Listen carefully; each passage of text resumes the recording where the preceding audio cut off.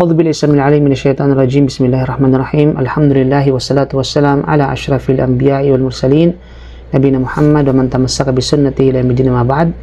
Assalamualaikum warahmatullahi wabarakatuh. Kumusta kayo mga kapatid sa pananampalatayang Islam? At sa pagkakataon na ito, tayo po ay magbabasa ng mga katanungan mula sa mga katanungan ating kapatid, at ito ay bigyan natin ng linaw at payo insyaallah subhanahu wa ta'ala. At kayo rin, pwede rin kayong magbigay ng opinion or payo sa issue na ito. Ay ang inyong gagawin lamang po ay mag-comment lang po kayo sa comment section or comment box po na nasa ibaba. Okay? So, basahin po natin ang katanungan at hindi na natin ipapangalanin, no, ang nagtanong. Sabi niya, Assalamualaikum Ustad Louie, wa alaikumussalam barakatuh. Ako po ay may katanungan. So, ako po ay may katanungan.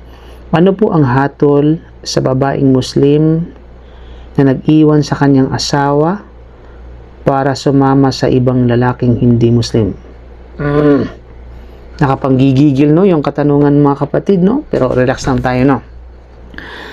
Ano po ang hatol sa babaeng Muslim na nag-iwan sa kanyang asawa para sumama sa ibang lalaking hindi Muslim? Pagkatapos po ay gusto niya makipagbalikan sa kanyang asawang Muslim, ngunit siya ay buntis na. Sana po ay masagot niyo para malinawan po kami sa kung ano ang pananaw ng Islam patungkol dito. Maraming salamat po. Jazakallahu khair sa iyong katanungan, kapatid, no? I mean, nakakainis, nakakairita ang ganitong klase ng kumbaga, no, pangyayari, no, mga kapatid.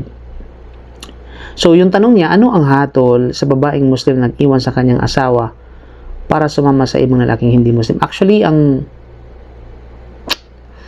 ginawa po niya na ang kanyang ginawa po itong babaeng Muslim na ito, naway patawarin siya ng Allah subhanahu wa ta'ala at naway dalisay nawa ng Allah ang kanyang puso, ay tunay na patong-patong na pagkakasala. Una, ang kasalanan niya ay ang pakikiapid. Dahil siya ay iniwan niya. Siya mismo talaga ang iwan. Ako rin sa katanungan, siya mismo ang nag-iwan sa kanyang asawang lalaki. At sa Islam po, dapat niyong tandaan na kahit pa million times sabihin ng babae na iwalay na tayo, wala po itong epekto. Hindi ito maisa sa katuparan, legally speaking, according sa Sharia, dahil wala sa kamay ng babae ang talak. Bagkus ito ay nasa kamay ng lalaki. Nangahulugan, magiging epekto lamang ang talak o diborsyo kapag ang lalaki ang nag-announce, maging ito ay biro. Ay epekto po ito, magkakaroon po ito ng epekto. At kumbaga sa Arabic, munakid, magiging valid po ito.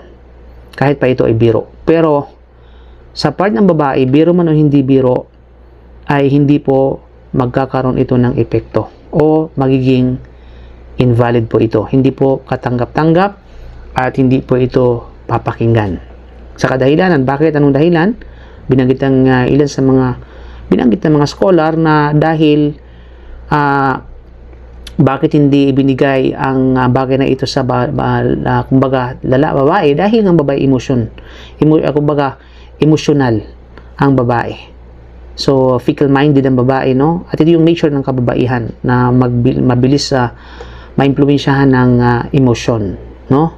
Kung mga madamdamin at walang fix na desisyon, pabago-bago kumbaga ng isip at desisyon, mga kapatid. Yan ang nature ng babae, mga kapatid. Kaya hindi bigyan sa kanila yung rights na tinatawag na talak, no?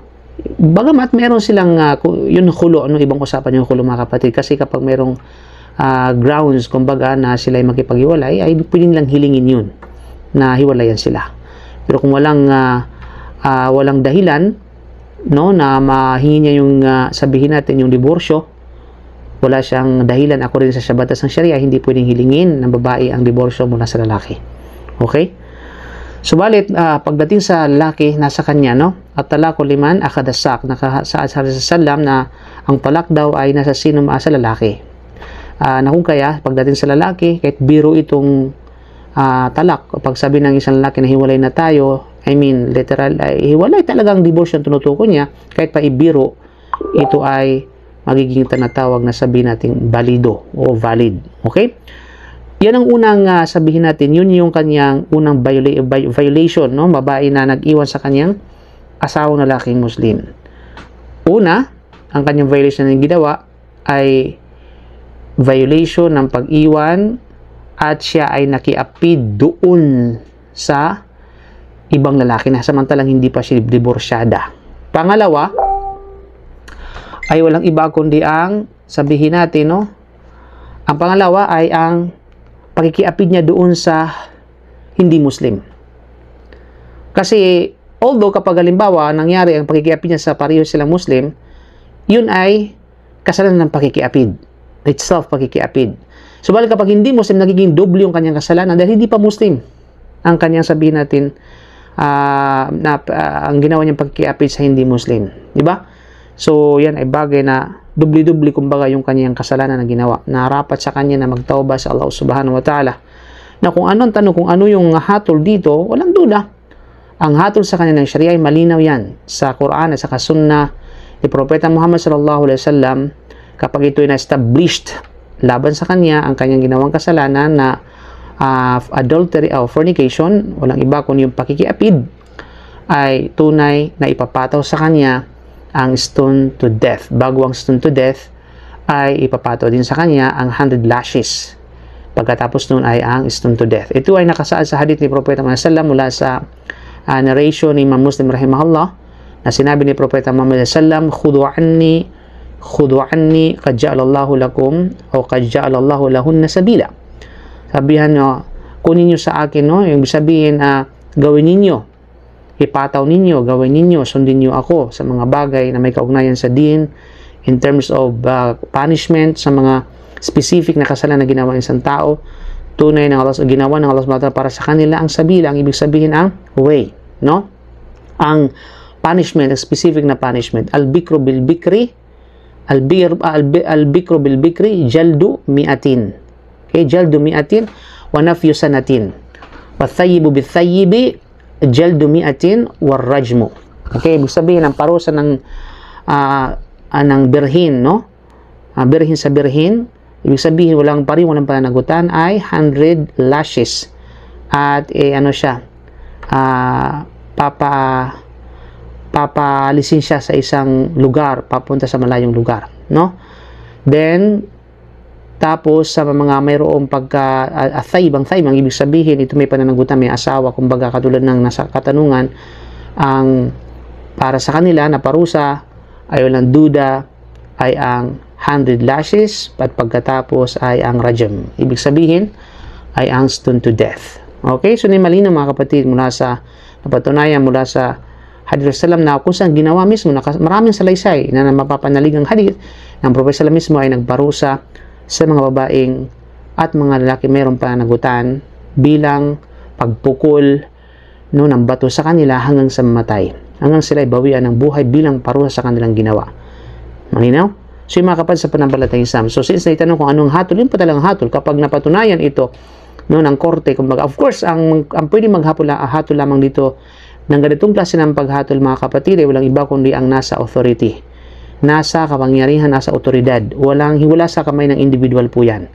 Nasa authority po yan.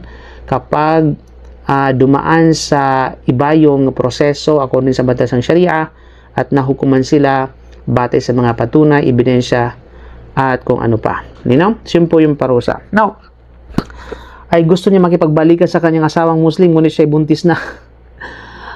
I mean, sa lalaki Muslim, kayo, alimbawa kung kayo mga brother, kapag kayo nasa kalagayan ito, tatanggapin nyo pa ba yung asawa nyo na ganito yung ginawa?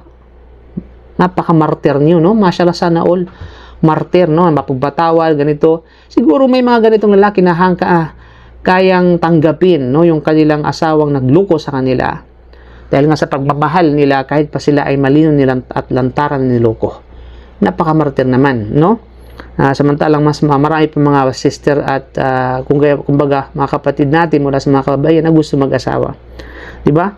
So, siguro may mga iba siguro na talagang kayang tanggapin dahil nga sa mapagpatawad, may mga, ang ibang may mga nalagay na kondisyon, basta magtauba ka, linisin mo ang sarili mo, di ba?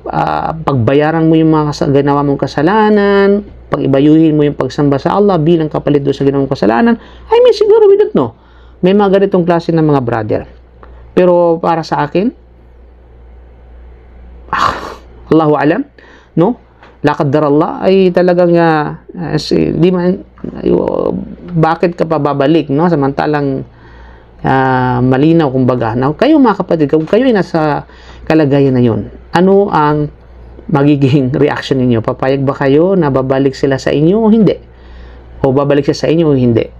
Ano ang inyong gusto kong malaman at marinig ang inyong interaction, ang inyong opinion, no? Ang inyong idea kung para sa inyo, ano ang inyong gagawin at ano yung magiging payo ninyo sa brother na ito. Kung kailangan ba niyang tanggapin muli ang kanyang asawang nagloko sa kanya o hindi. Okay? So please comment below po mga kapatid. Gusto kong malaman yung inyong opinion. So naway inshallah ay nagbigay ito ng kahit papaano ng dagdag na idea, kaalaman sa atin lahat. So maraming salamat po sa nagtanong. Jazakallahu khair. Kahit bago tayo magtapos, please don't forget to hit the bell button sa ating YouTube channel at subscribe na rin po. Maraming salamat po sa inyong pag-subscribe. Sa mga bagong subscriber po, maraming salamat po. And of course, sa ating Facebook page, don't forget to follow and like our Facebook page. So maraming salamat po ulit. Kita-kits po tayo sa mga susunod na katanungan. Wa akhiru da'wana alhamdulillah subhanaka bihamdika asyhadu an la ilaha illa anta astaghfiruka wa atubu ilaik. Assalamualaikum warahmatullahi wabarakatuh.